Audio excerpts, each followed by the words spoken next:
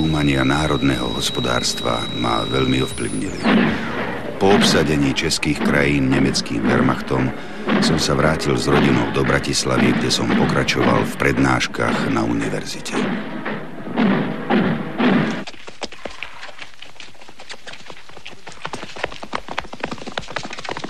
Bol som veliteľom rozviedky 9. batalióna Igorov Stalin a bojovali sme v okolí Banskej Bystrice, Nízkych Tatier. V Dolnej Lehote pri Brezne, áno, sme robili prieskum a tam sme sa dostali do nemeckého zajatia. Gestapáci, ktorí chytili v horách našich vojákov alebo partizánov, tak tých na mieste zastrelili. Ja som mal to šťastie, že boli to nemeckí vojáci z Rakúska a keďže ovládam perfektne nemčinu aj prízvukom rakúskym, tak ma to zachránilo, že som sa dostal do koncentračného tábora Mauthausen v Hornom Rakúsku.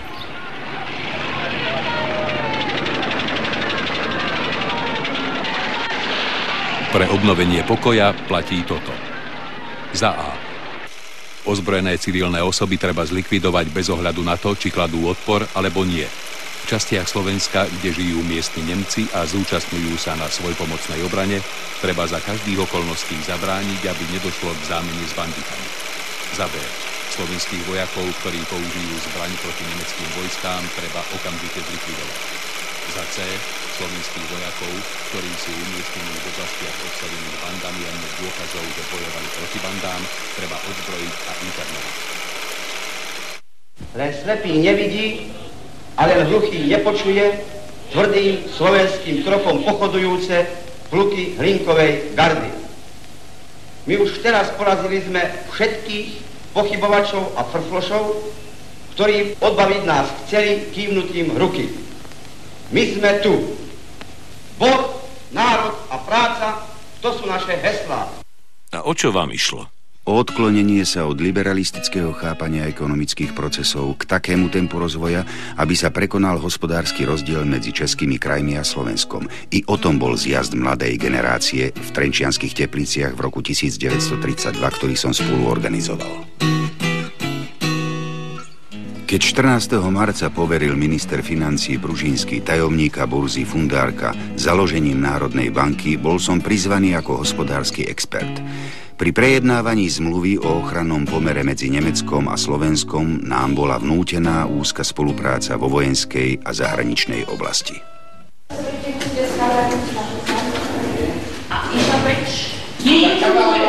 Hej, ja som hovorila, že idem len chlapcov zavolať. Stačí, keď sa napíšem ja a... Napíšte sa všetci, lebo musím vaše meno mať. Tuka a Ďurčanský podpísali i dôverný protokol. Podľa neho sa mal aj hospodársky život vyvíjať so zreteľom na odbytové možnosti v Nemecku. Zaďko, Fundárek, Zvrškovec a ja sme boli v Berlíne Göringom kategoricky odmietnutí, keď sme jednali o nástupníctve a delení aktív a pasív Národnej banky Československej. Až do konca vojny Nemecko nepriznalo žiadny podiel na devízových a zlatých zásobách Národnej banky, i keď podľa medzinárodného práva na to nárok bol. Podarilo sa nám však na rokovaniach s nemeckým ministrom zahraničných vecí Ribbentropom a prezidentom Ríšskej banky Funkom odraziť colnú a menovú úniu a dosiahnuť menovú a colnú samostatnosť. Hoci sme podľa dodatku museli uzavierať hospodárske dohody až po konzultáciách s nimi. I riaditeľstvo Slovenskej národnej banky dostalo svojho berátera. Riaditeľa Ríšskej banky vo Viedni Buciho, ktorý mal dozerať na všetky dôležité rozhodnutia. Pred druhou cestou do Berlína v apríli 1939 mi prezident Jozef Tiso ponúkol miesto guvernéra Slovenskej národnej banky, hoci vedel, že som nikdy nepodporoval politiku Hlinkovej Slovenskej ľudovej strany.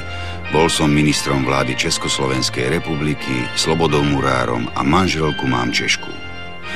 Keď som mu zdôraznil, že sa práve preto nehodím na túto funkciu, povedal, že potrebuje len moju odbornosť.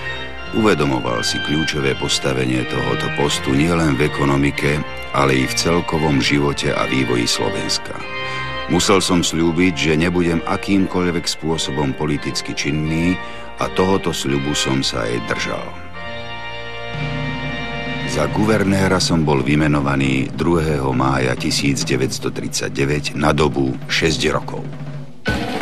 Mal som rozsiahle právomoci, zúčastňovať sa na zasadnutiach vlády, zvolávať a viesť valné zhromaždenia banky, bankovú radu i riaditeľstvo. Odvolať ma mohla len hlava štátu. Hovoríte, že ste nepodporovali politiku Hlinkovej slovenskej ľudovej strany? Veď ste boli jej členom.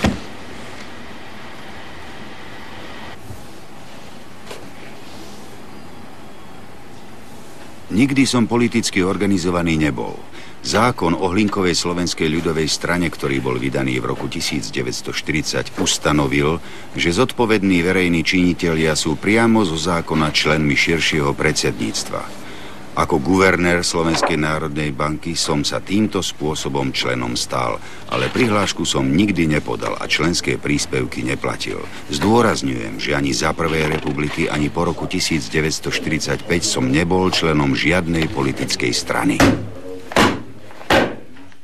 Budem mať vždy pred očami mravné a hmotné povznesenie ľudu a povediem štát tak, aby sa v ňom uplatňoval duch kresťanskej lásky a spravodlivosti. Tak mi Pán Boh pomáha.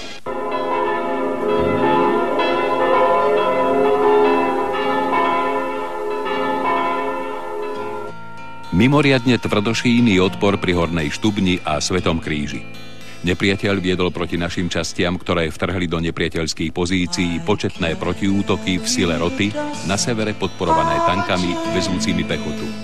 Nepriateľské tanky sú české, vyrobené v továrni v turčianskom Svetom Martine a patria k prvej slovenskej divízie, ktorá prebehla k nepriateľovi. Svätý kríž niekoľkokrát za deň vymenil majiteľa a po zotmení je pevne v našich rukách. Striechové a v horných pozíciách oddielov v sile roty so silnými skupinami bánd asi po 500 mužov. V posilnenej bojovej skupine Šefer sa pre silný nepriateľský odpor nepodarilo obsadiť Biely potok. Útok sa tam zajtra zopakuje.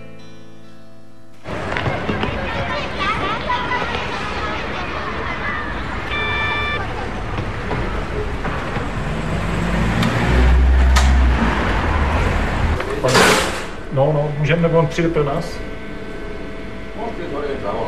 Dobře. Můžeme jít? Áno.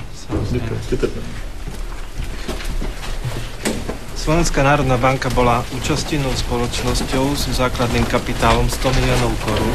To sú materiály, ktoré ste chceli. 60% vlastnil slovenský štát a 40% nemecká banka Deutsche Golddiskont Bank.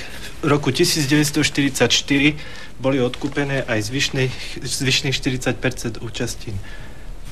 Národná banka vznikla 4. apríla 1939 a od 6. apríla boli všetky účty vedené v slovenskej korune. 1. septembra 1939, keď nemecká armáda bez vypovedania vojny prepadla Poľsko, nariadili jednotkám armády a gardy prekročiť hranice Slovenska a pripojiť sa k útočným zväzom Wehrmachtu. Najskôr sa používali československé bankovky, ale už 26. a 27. apríla 1939 sa vymieniali za slovenské v kurze 1:1 k protektorátnej korune. 100-korunové štátovky sa vymieniali 6. až 7. júna za bankovky, čím vznikol štátovkový dlh vo výške 469 448 857 korún. Riešením bolo po dohode s ministerstvom financií pomalé a postupné umorovanie štátovkového dlhu. Pomery vo finančníctve neveštia nič dobré. Vo všetkých peňažných ústavoch na Slovensku je len 126 000 devízových korún. Zlaté zásoby sú nulové. Vpád Horthyho armády na východné Slovensko má podporiť očakávaný proces rozpadu v prospech Maďarska. Okupácia južného Slovenska z novembra 1938 znamenala ďalšiu stratu územia. To mi len potvrdilo správnosť rozhodnutia využiť všetky možnosti obrannej taktiky hospodárskej samostatnosti proti agresívnej politike veľkonemeckej ríše, s ktorej tichým súhlasom sa všetko dialo. A to aj za cenu, že prípadný ekonomický úspech